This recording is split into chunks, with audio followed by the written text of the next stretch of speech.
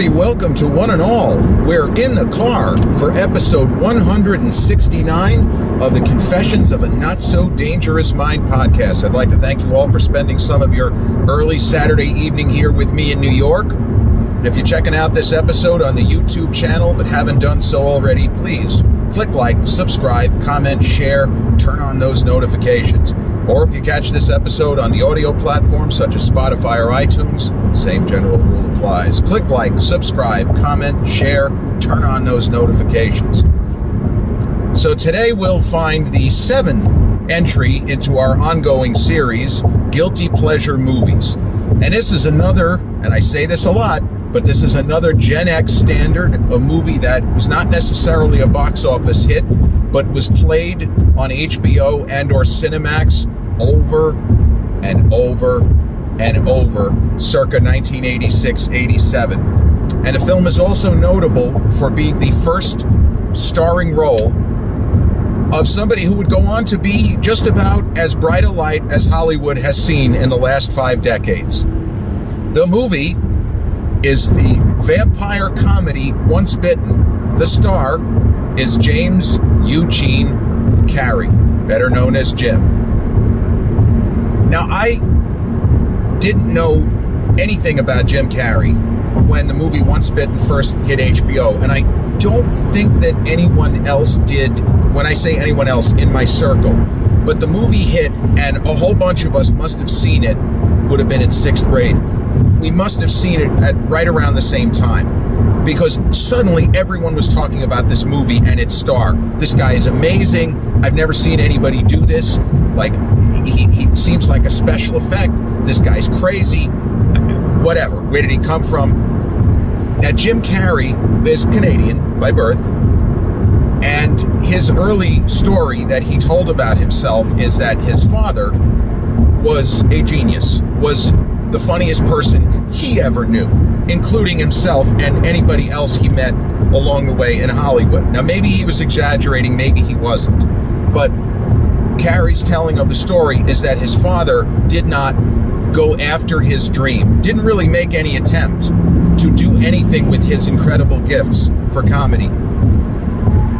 And he took a safe job as an accountant, which was okay for a time, but then it didn't really work out the way that it should have. And it made Jim more ambitious and more likely to take enormous risks and take his shot.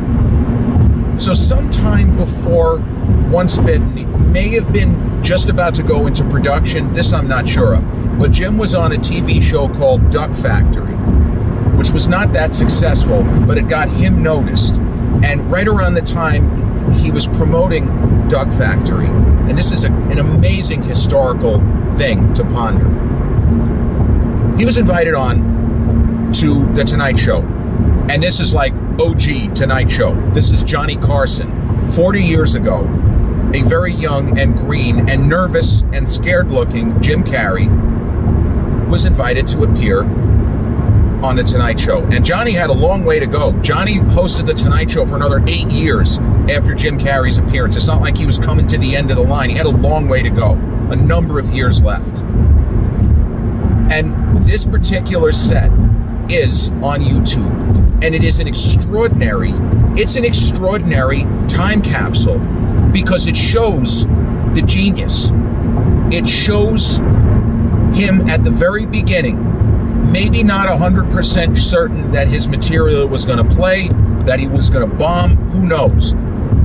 But you can see, and he's talked about this kind of concept in other areas, where, especially when he started his sort of film star career proper with Ace Ventura, that a lot of the major critics who ended up being huge supporters of him, like Gene Siskel, like Roger Ebert, like Owen Gleiberman of Entertainment Weekly, they trashed and panned him early because they didn't know what they were seeing.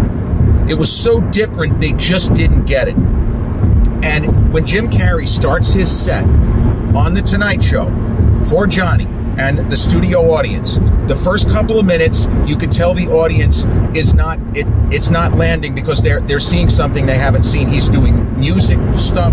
He did his Elvis impersonation, which he later did to great effect as Andy Kaufman in Man on the Moon. That was a little Andy Kaufman tribute there. And then his he starts to click, and the audience starts to get, we're seeing something we have never seen before. This guy is not only different, but he is funny as fuck. He does his Clint Eastwood impersonation, he does his Charles Bronson, he does his Michael Landon, his Bruce Dern. He trots out all of his incredible impressions, and he fucking kills. And you can see at the end of the set, Johnny Carson is not faking laughter. He's cracking up as if he's also saying, I wasn't expecting this kid to be this good. And he gives them and this is like the late Robin Williams and other famous film comics who got to appear with Johnny would say this. When Johnny gave you the thumbs up, you did it. You did something. Because he didn't do that very often. And Jim Carrey finished his set, and Johnny, while he was laughing, gave him one of these. And so that version of Jim Carrey is who then went off to star in this movie, Once Bitten. And it's not much. The story is not that interesting. It is notable for its very unconventional casting of the, at the time, super successful fashion model Lauren Hutton as the so-called villain. Lauren Hutton was already a major star, and she was already at an age where she wasn't supposed to be getting the big gigs, but she had such a distinctive look. She continued to get the big gigs, even though she was a quote-unquote older model, whatever that is. So Lauren Hutton plays a centuries-old vampire, and a terrific comic actor who had famously starred on Saturday Night Live a number of years earlier, Cleavon Little, plays her kind of handler or protector. But although her character is out for blood, and he technically would be her protector, there's not the same level of viciousness as, for example, the Lost Boys, where a young man, in that case Jason Patric's Michael, falls victim more or less to a pack of vampires who seem antagonistic at the beginning and then seem not to be, but they are, just not in the way that we expect. And in this movie, there's a lot of made and a lot of humorous beats where Lauren Hutton's character needs to feed on the blood of a virgin male. You know, and then the joke is there aren't any left. You know, maybe I'll hook up with an 8-year-old, and it's kind of, we have a few, maybe a little inappropriate humor. But Jim Carrey's Mark Kendall and a young actress, Karen Coppins, didn't really go on to have the career she could have, but she's very solid and makes a strong impression in this movie. So they're presented as high school seniors who they're in love, but it's not so much that they're waiting for marriage, but they're just not having sex would be more accurate. She's not comfortable with it, and he wants it, of course, but he's not really, he doesn't push himself on her, but he starts to get a little bit of a wandering eye.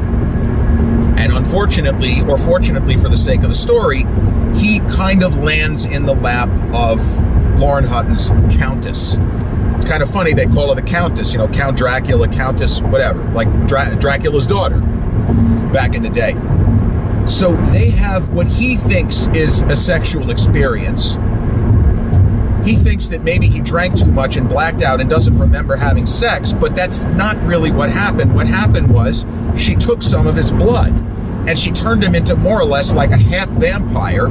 He starts to show signs, not even symptoms, of being a vampire. His reflection starts getting a little wonky. He's allergic somewhat to sunlight. He's wearing dark clothes. People think he's dressing like a vampire. She needs a few more feedings before the coup de grace, where she will basically turn him into a vampire. Now, if only, I hate to say it this way, if only his girlfriend would let him have sex with her, maybe he would avoid it, but he doesn't know all of that information that I'm giving you at the time in the story. So the movie is an excuse because the plot is really dumb and many of the supporting characters are just fucking stupid. And maybe that was the point. They could have done more with the concept, is what I'm saying. But what you see very clearly, you see the great comic. You see the great comic crushing it.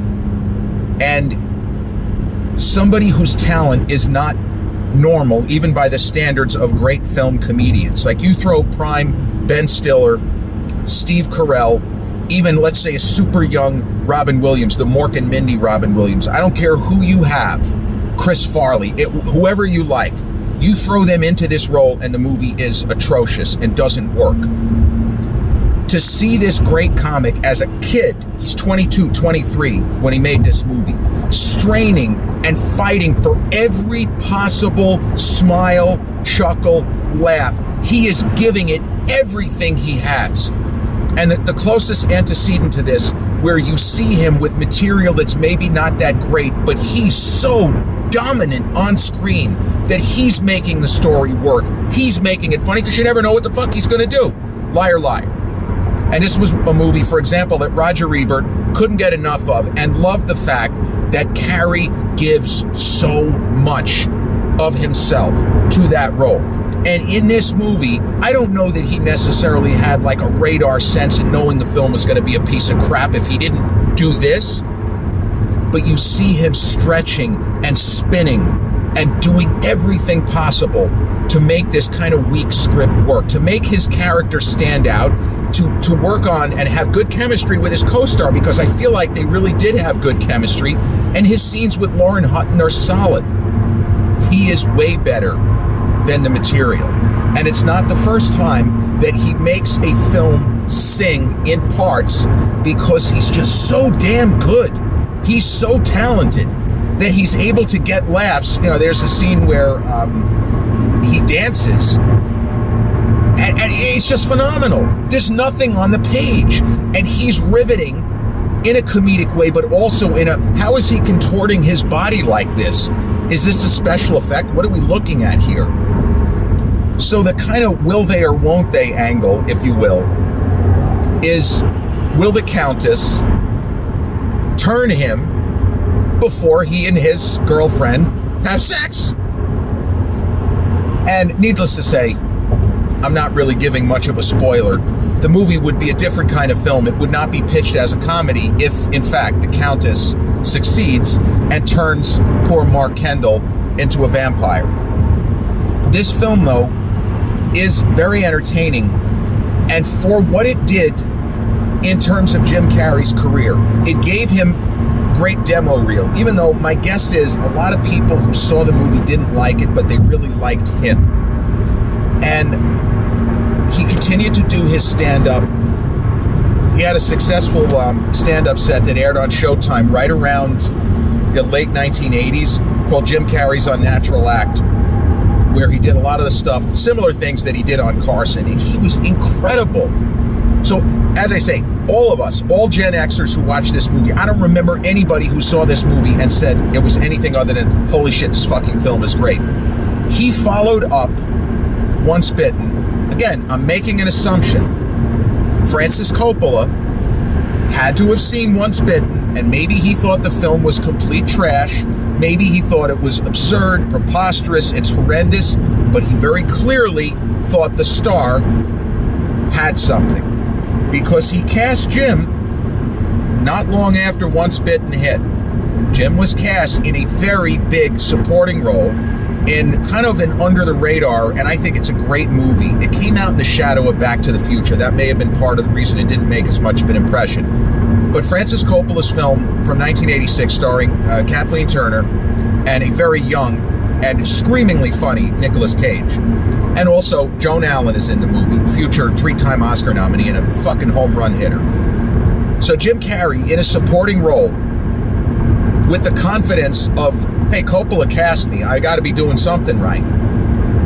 Not surprisingly, Big Jim steals every scene he's in, because you never know what he's going to do. And even in this film, it's clear also that Francis Coppola gave him permission to stretch. Just do your thing, kid. If it doesn't work, it doesn't work.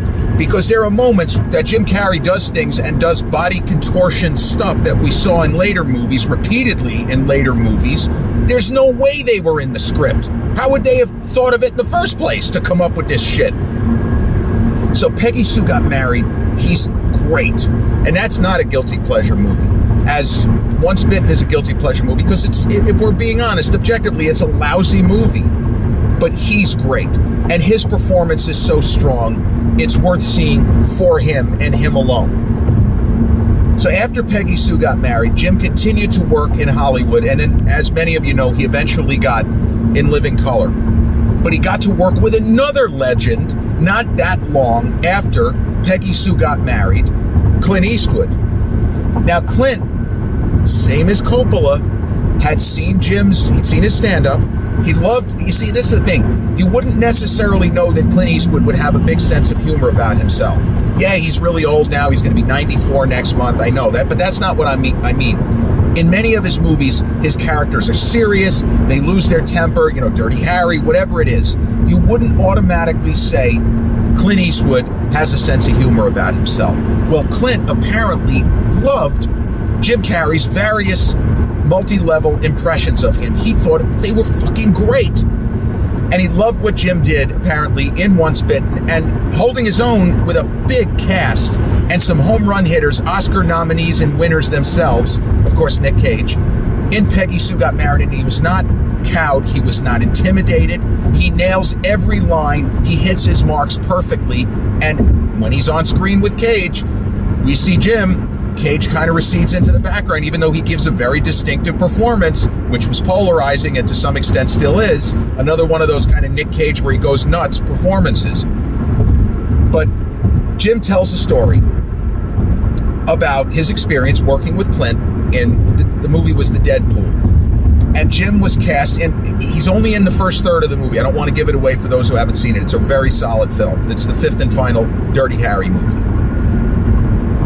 So Jim plays a rocker, a rock star, a hard-rocking, kind of like a Johnny Rotten if you want to go old school, but a rock star who supposedly has a drug problem named Johnny Squares.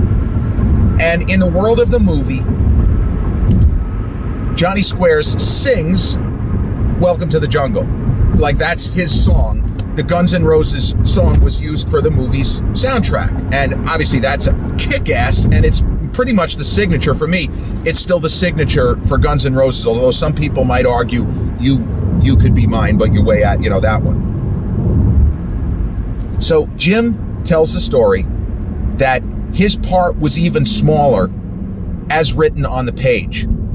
But when he showed up to read his lines, and Clint Eastwood, a big leap of faith, because this is not a comedic part and not a comedic role, and Jim cast the kid on the strength of the fact that he thought he was a fucking riot and he wanted to work with him. So when he saw the way that Jim could play drama, you wouldn't have known he was a comic. And he thought he was really impressed. The Clint, that is, was really impressed. And Clint was, in his mid to late 50s at the time as he was making the Deadpool. And as we say, Jim was like 25-ish. So Jim tells the story. He went to Clint and said words to the effect of, I have some ideas. They're not in the script, but I have some ideas for, maybe some body movements and contortions and some things that I think might work. And he does his Clint impersonation, and he says something like, when the DP asked Clint, he said, well, what do you want to do? And Clint said, why don't we just turn the camera on and just let the kid go? Meaning, let him ad-lib. If it doesn't work, like what happened with Coppola, if it doesn't work, we just won't use it, but maybe we'll find something. Maybe we'll catch lightning in a bottle, as Coppola did in Peggy Sue Got Married, at least 2, maybe 3 times where Jim Carrey is clearly ad-libbing and adding to scenes, and they're working better because he's there. So his part, although, as I say, limited, it ended up being bigger in the final cut than what Clint had originally envisioned and what was in the script. Then he got in living color, and that was the key, because it got him visibility, it got him a wider range of fans, and it indirectly led to him. Now, he did other movies. He did Earth Girls Are Easy with Jeff Goldblum. Clint even cast him the next year, 1989, in Pink Cadillac. It's nothing more than a cameo. He's in the movie for maybe 30 seconds. He plays a stand-up comic, and Bernadette Peters even kind of drags him a little bit. Now, we don't know how somebody's career is going to go if certain things didn't happen, because this is how it happened. But when you look back at Once Bitten, and the film, even though it has dated elements, it's almost 40 years old. The film was shot probably late 1984 to 85. Nothing can take away from the force of nature and how this young kid registered, and how he already was marking himself as not like anybody that we had ever seen in movies. Even if some of his line readings are not the best in Once Bitten, you know, his kind of Canadian lilt, I don't think he was supposed to have it. There were a few moments where it kind of slips into his dialogue a little bit. But the smile, you know, the kind of famous toothy smile, what he does with his eyes, the movie is worth seeing if you're a fan of his. If you've never seen a Jim Carrey film, I wouldn't recommend Once Bitten first. I would probably recommend a more serious film like The Truman Show, or maybe even Man on the Moon to see the range. But if you're a fan of his and you haven't actually seen Once Bitten, by all means, it's readily available on streaming. I know it was free on Amazon Prime. It was on the Starz channel for a while. I don't think that it's ever been on Netflix. But there are numerous comedic bits that were in the script that he amplifies, that he enhances just by virtue of the kind of rubbery limbs and faces and his ability to do things with his body. He does a thing where he dances and picks up his leg almost as if he's playing a guitar. Like it looks like a special effect. Now I saw the movie a couple of years ago. I think I saw it during COVID, actually. I hadn't probably seen it in at least 15 years. And I found the film to be even slower than it was way back in the day, probably because I knew what was coming. And there are certain segments that I don't think they thought through, certain characters that just don't work. Like I don't think that you didn't really even need, as much as I like seeing Cleavon Little, his character kind of wasn't needed for this movie, because there's nobody in the story is trying to kill her. She's just going to die and expire unless she feasts on the blood of this virgin. His character is a throwaway. He just doesn't do anything. And so again, you get older and you start to see weaknesses that didn't exist even when I was in film school. This isn't stuff that I would have thought of. But now you calculate, say, okay, we could have done without this character, this character, this character. And it's almost as if I'm thinking, if they remade it, what would they do? And I feel like this is a kind of movie that could be remade. It would probably have to be a black comedy. It would have to be darker, not as bright and light and airy and fun as what Once Bitten ends up being.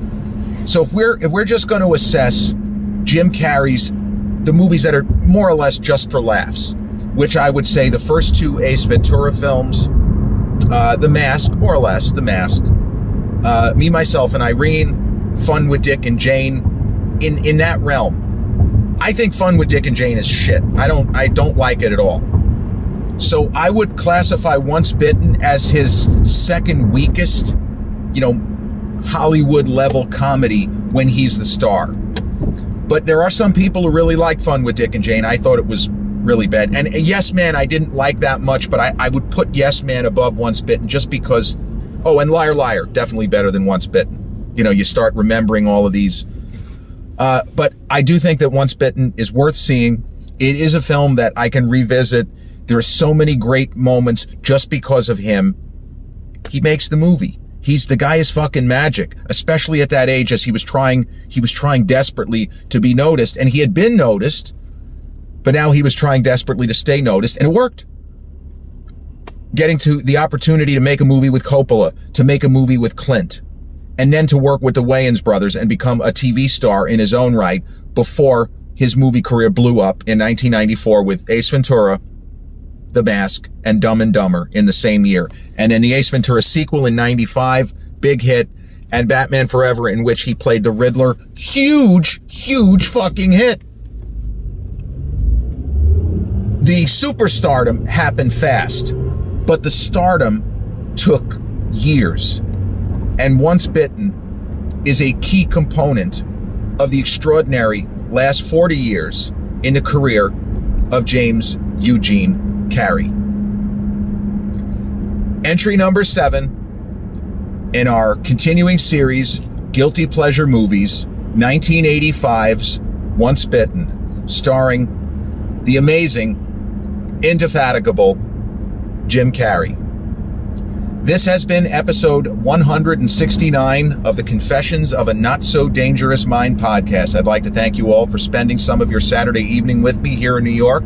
in the car as I head home. But if you caught this episode on the YouTube channel, have enjoyed the content but haven't done so already, please click like, subscribe, comment, share, turn on those notifications. Or if you caught this episode on the audio platforms such as Spotify or iTunes, same general rule applies. Click like, subscribe, share, turn on those notifications. I'll be back with episode 170 real soon. Until then, peace.